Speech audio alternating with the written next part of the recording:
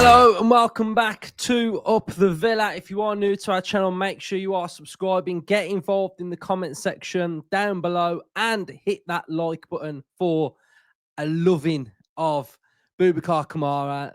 Boubacar Kamara will be Aston Villa's biggest and most important signing of this window. I'm going to tell you why, and we're going to get into it. So, we all know that Boubacar Kamara is exceptional. He's a very, very good central midfielder for Aston Villa. He sort of glided into Villa Park, being this silky smooth player. Remember when we were linked with him, when we as a fan base, we were all in on him. It was that player that was leaving Marseille. Could Villa entice him to come to Aston Villa? And fair play. I mean, was it the only good thing Gerrard did? And it was brilliant. A great, great player for Aston Villa, who was seamlessly settled in, become this very standout player for Villa with all of his characteristics, and a player that I believe we are yet to see the best out of Boubacar Kamara. So on today's episode, I've stat packed it. I've got different elements of Boubacar Kamara that I would like to talk about. And I think sometimes we undervalue our own players. We don't big them up as much as we probably should. You go on the internet, on social media, and you'll see all these players being sort of put out there and spoke about. And Boubacar Kamara just goes about his business. If you know football, you'll know that he's a very good player. If not, you know, if I said to a random on the street, who's Villa's best player, they'd probably say Morgan Rogers, Ollie Watkins. Maybe right, but Kamara will get overlooked by many. And I'm here today to wax lyrical about him. So what we're going to do, we are going to talk about him as a player, but we're also going to talk about what I would like to see from him to raise his level to truly, truly become elite and to get into the French team. How does he do that? What's the plan? How do we map this plan for Kamara to be an elite player? His value increases significantly and he becomes part of the French national side. And I think on my notes, on my notebook, I've got the plan right here. I've delved into this plan. So I'm going to talk about what I like about him and what I think he's very good at. And I think when I talk about him as well, you know, the negatives of what I feel like he needs to improve on aren't actually like negatives. It's just me fine-tuning ways in which I believe he can be better. I don't go into any season looking at a Villa player going, I don't want anything more from you. I don't want you to improve. You're good enough, because every player can improve. Every single one of them. You park the last season, you be better than the next one, and you go into it and you try and be a better version of yourself. That's how I view it. That's how I view players. That's how I think Emery views players. That's how Emery's going to coach. So positioning, elite, reads the game exceptionally well. Football IQ is second to none. Calm, composed, effortlessly gets around the pitch. Put your teeth in. Right, passing, a system linker between defense and attack. Feel like he links the defense and the attack. He's a midfielder, so that's what midfielders do. But he does it in a way that is elegantly done from a deep lying player. I think he graces the pitch well. I think sometimes you can look at a midfield CDM that can be a bit of a stomper, that can stomp around the pitch. If I look at like some off the top of my head, like Sasa Lukic from Fulham, he's a bit of a stomper. Like you know he's there. Sanderberg-esque, those type of players that just, yeah, they just stomp around. But Kamara glides and drifts and poetry in motion at times when he gets the ball, does a roll, does a turn, sells a player, carries on, drives forward. It's effortless. It's silky. And I think that's what Kamara has with his positioning, and his passing. And I've also got written down that he ghosts passes into attack. So he can sometimes sort of, again, effortlessly just play a nice little clip pass, play that nice little dinker in behind the corner that you don't really expect it, but he's got it in his locker. He's able to do that. I remember when I watched his under-21 game when he came back from injury last season with Tyrone Mings, and he played this just lovely little clipped pass round the corner. And, you know, it's I feel like this is it's like a pre-assist. So he's pre-assisted, and the players just put the ball across the 6-yard box on a plate. But what Kamara did was the main element to that goal, the little lofted clip around the corner, which was so good. And that's why I've got written down that he ghosts passes into attack. He's consistent and very rarely has a bad game. And I think that's important, that he's consistent and he doesn't really put stinkers. He put one in last season, and they all did, Palace at Wembley, which was really bad. But apart from that, he's very good, and I absolutely love watching him. Now, I've got an important question, probably the most important question. Now, some people, when I put these questions, I go, what are you on about hair for? So I worked at Tony and Guy for like 15 years. So hair, I look at it. I used to cut it a lot. So which version of Bouba do we like best? Do we like the braids? Do we like the short hair? Or do we like the unruly, just let it all flow? I think I like the braid. I think I like the braids. I think the braids look pretty good. Right, so tactical pad then. Let's have a look at Boubacar Kamara, how he's evolved, and what would I like to see from him next season. And I think it's really interesting because it's how we start pushing Kamara now, and how he becomes better and not comfortable. The last thing we want is players at Villa to become comfortable. The minute they become comfortable, we've lost the spark.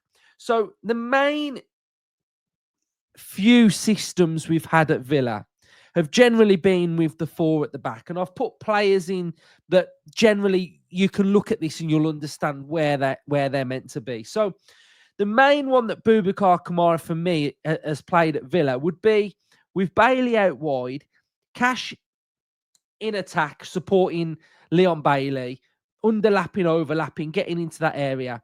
And then it would be Boubacar Kamara coming in and making a 3. We've seen that. We've seen Kamara do that in quite a few games for Aston Villa. What that end up leaves is a hole in midfield. What we generally have is a player will drop into there. So it could be Rodgers. It's been McGinn a lot of times. It's been Tielemans in different personnel. And then we get a player that will then go and rotate and support the striker. So we've seen that. Personally, I don't like it because I want to limit the distance now between Kamara being here and here. This distance for me now, I feel like we're getting to a point where we're wasting Kamara. Although he's very good at doing this, I want to see him further up, engaging more. So the next system that we've seen is the screening role. So often he's come inside through here. He's screened in front of a right back. So he screened Matty Cash. And again, distance between Kamara being in central midfield, mopping up in this area, heat maps galore of Kamara being there, is a position that he's been able to play in the past. Last season, we started to get a little bit of a taster of the double pivot changing. Double pivot with Kamara. Luis was on that vertical. We'd got that line there. So double pivot rotating in and around that point through there. Last season, more on the same line. How I believe Boubacar Kamara, we can get even more out of him, is if we start to see him fully engaging as a two, being able to press. And we saw it against Tottenham Hotspur. I've used it on the thumbnail. Think of how hungry he was to get that ball in and around edge of the box, but also being able to jump. And that's something that I want to see from Kamara next season. That little trigger point when a central midfielder gets the ball and then Boubacar Kamara, boom, I'm gone. I'm on you. Snapping, hungry, winning the ball. Because I think if we do go to this formation through here, and we're building up, and we've got a two, and we've got this player through here, I want to see us now evolve into a team that becomes more of a pressing team, but also being able to be on that counter press as well. And I feel like having Kamara in that little box, we've got that little box midfield. We've got two boxes that are in the middle of the pitch. Kamara getting into that area, becoming a volume shooter, I think is something that will propel his game to a completely new level. And it's a subtle system change, but it's about him now moving away from being a screener or somebody that just protects to being more open. So I've got written down here that I would like him to be more out and out central midfielders. That's talking about everything that I've spoke about there. Aggressive high presser, a turnover monster, and a volume shooter. I would like to see him shoot more. He got his first Premier League goal against Spurs. He's got good ability. He's got good striking ability. He can play those nice little passes through. So I think there's options there for us to be able to unlock. Now, we're going to do a little bit of a stat pack now. And I've got good and I've got improve. So the two counteract each other, but if we are along the same lines of what I've been speaking about, you'll start to see a little bit of a pattern. So what is he good at? What are his best attributes? So he's in the top 15% of midfielders for clearances, top 11% for pass completion. He's in the top 12% for passing short. He's in the top 9% for tackles in the defensive third. So when we are defending defensive third, he's in the top 9%. Dribblers tackled, top 10%.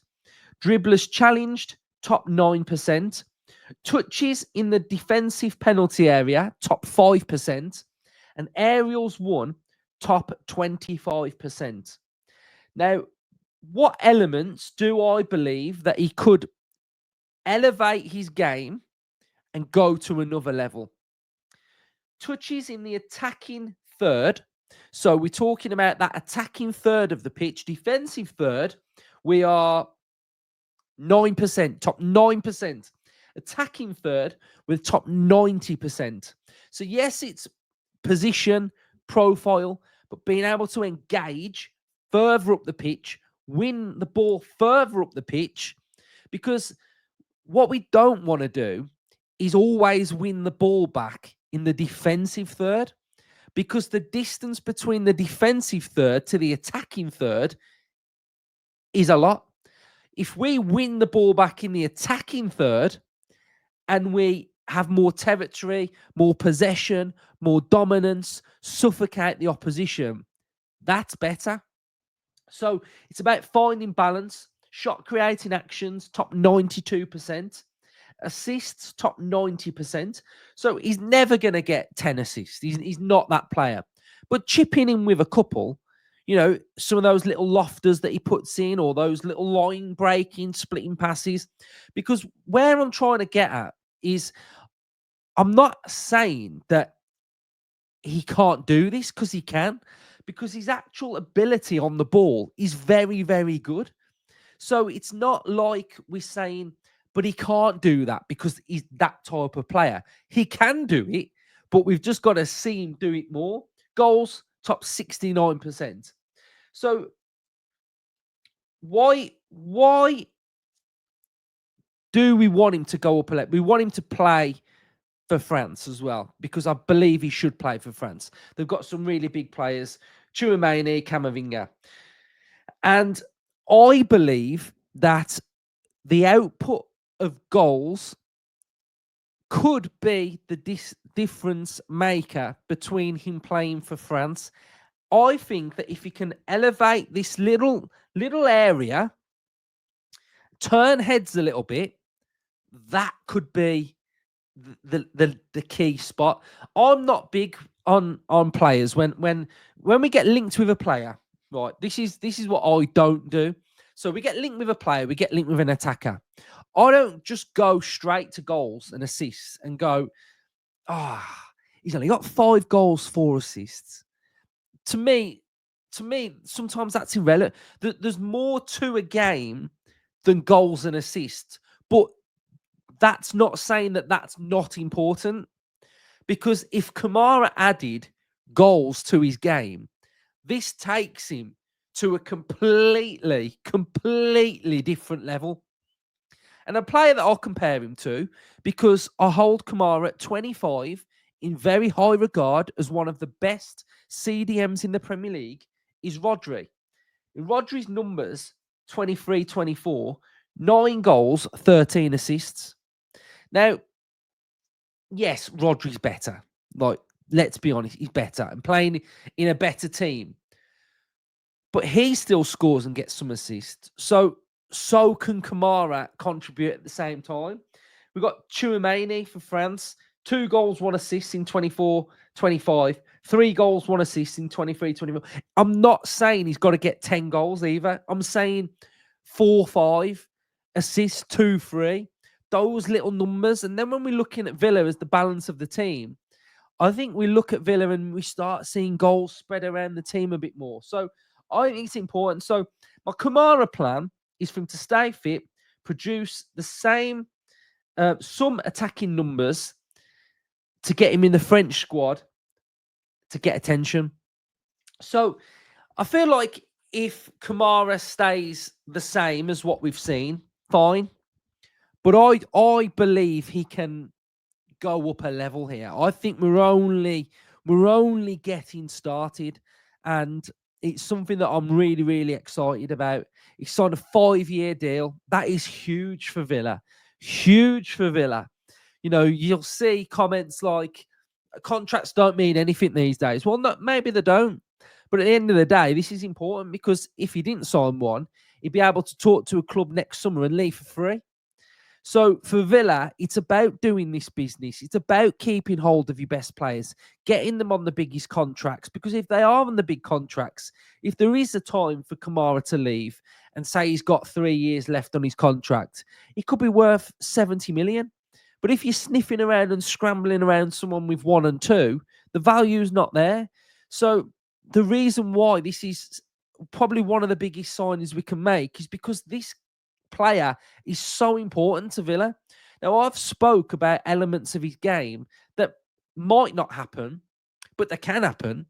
So this is a player that we've had for a significant number of years, where we're not just going, that's all he does. That's all he does, and that's all he's ever going to do. There's room for him to develop and grow, which I think is the most exciting thing about Kamara, and something that just really excites me. And I think the combination with him and you is very good. We've got Onana in there as well. We could play with a 3 in there. We can mix it up, and we've got more legs. We've got physicality. We've got aggression. We've got quality. We've got skill. We've got flair. That midfield is so good for Villa. And Kamara is just absolutely crucial to us. So I'm absolutely buzzing. And hopefully this has been insightful in a way that we can look to improve upon Kamara. He can look to grow as a player. And the journey that we're going to go on with Emery and Kamara is massive, because Emery is a player that, once he really likes a player like Pau, like Kamara, those types of players, Rodgers, he absolutely loves them.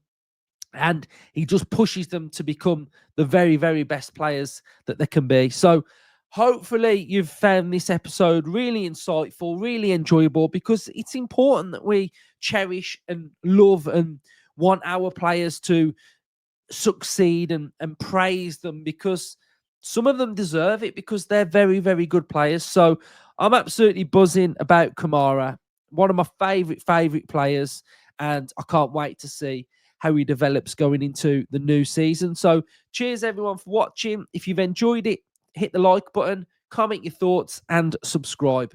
Up the Villa and up the Kamara.